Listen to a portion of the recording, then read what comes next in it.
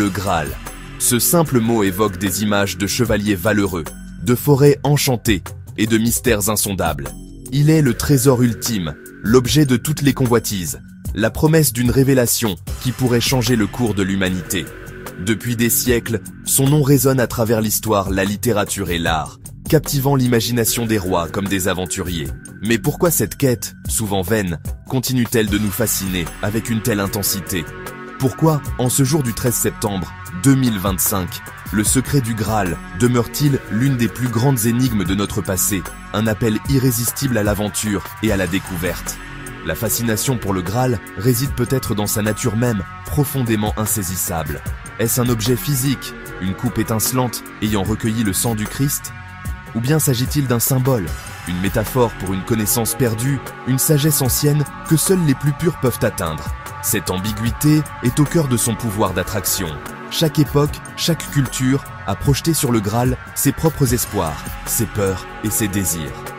Il est un miroir tendu à l'âme humaine, reflétant notre soif inextinguible de sens, de transcendance et d'immortalité.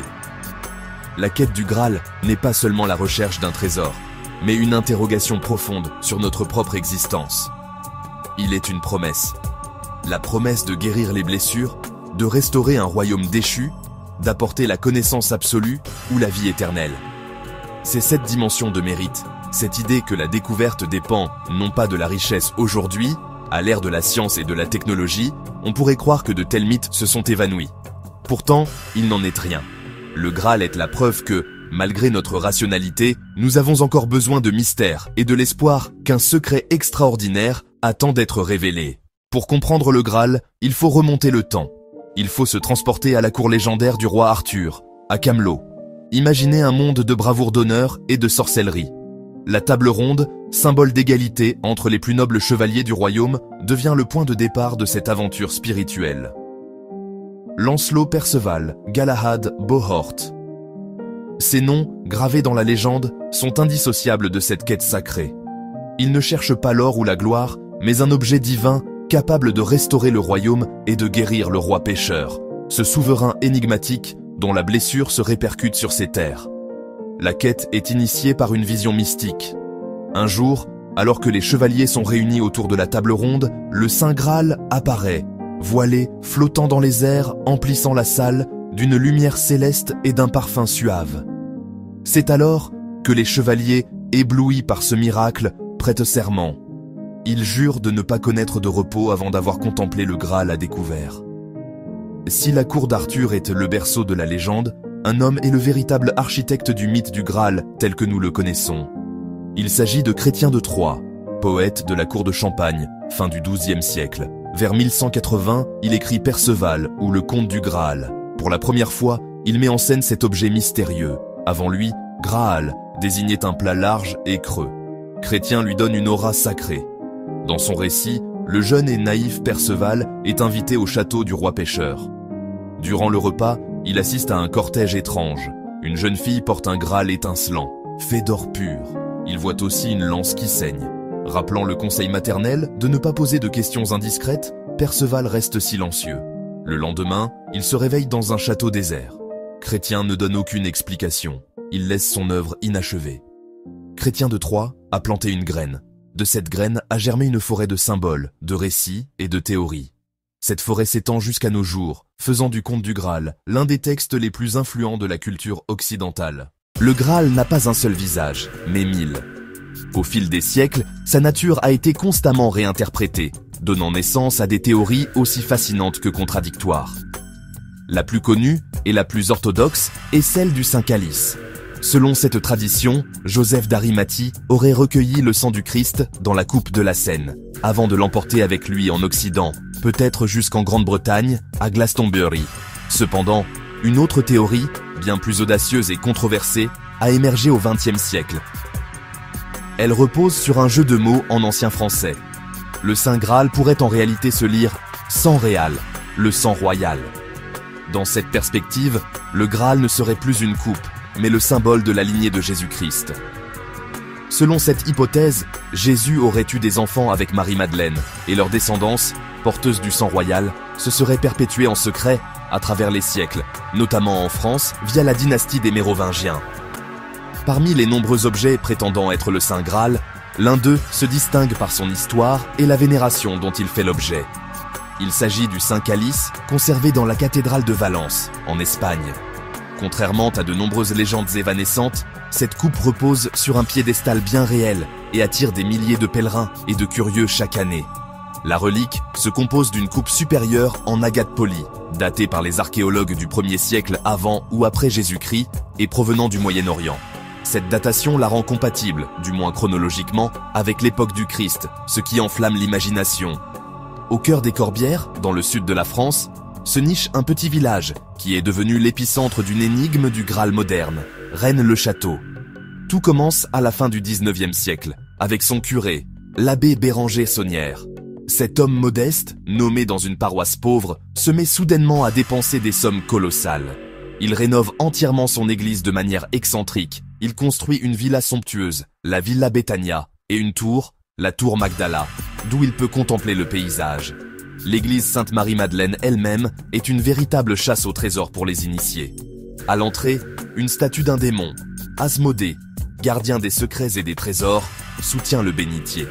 Au-dessus est inscrite la phrase « Par ce signe, tu le vaincras ». Des enquêtes plus récentes ont montré que la fortune de l'abbé Saunière provenait très probablement d'un vaste trafic de messes. Les fameux parchemins seraient, quant à eux, des faux créés bien plus tard pour construire le mythe. Malgré ces explications rationnelles, le mystère de Rennes-le-Château perdure.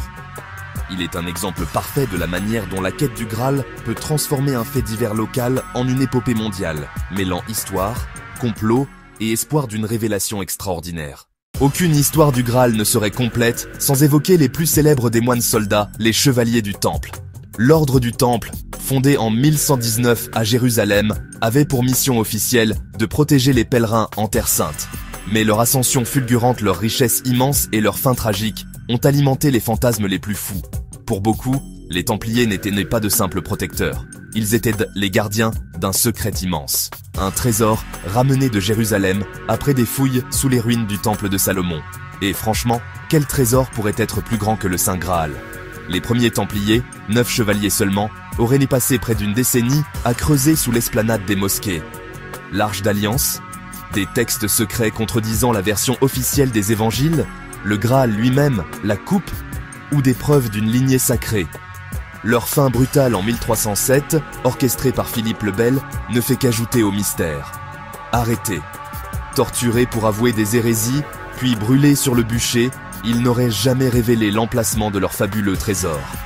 La flotte templière, amarrée à La Rochelle, aurait disparu la nuit précédant les arrestations. Où est-elle allée? Cette association entre les Templiers et le Graal est en grande partie une construction littéraire et moderne. Cependant, il n'existe aucune preuve historique directe liant l'ordre du Temple au Graal. Le mythe des Templiers gardiens du Graal est trop puissant, trop romanesque pour être ignoré. Il incarne l'idée d'une vérité cachée, protégée par une élite de guerriers spirituels. Et si nous avions cherché au mauvais endroit depuis tout ce temps? Et si le Graal n'était pas un objet à déterrer, mais une vérité à découvrir en nous-mêmes? Cette interprétation, moins spectaculaire mais peut-être plus profonde, gagne du terrain. Elle suggère que toute la mythologie du Graal est une grande allégorie. Les chevaliers, les châteaux, les épreuves. Une allégorie du voyage de l'âme humaine vers l'éveil. La connaissance, l'union avec le divin. La quête extérieure n'est que le reflet d'une quête intérieure. Le royaume dévasté du roi pécheur représente notre monde intérieur stérile. La blessure du roi est notre blessure existentielle, sentiment de séparation et d'incomplétude. Le Graal devient le symbole de l'état de conscience le plus élevé. Il est la coupe de notre propre cœur, que le quêteur doit purifier pour recevoir la lumière divine. Trouver le Graal, ce n'est pas posséder un objet magique, mais atteindre l'harmonie avec soi et l'univers. Le mythe du Graal. Version occidentale d'une quête humaine intemporelle.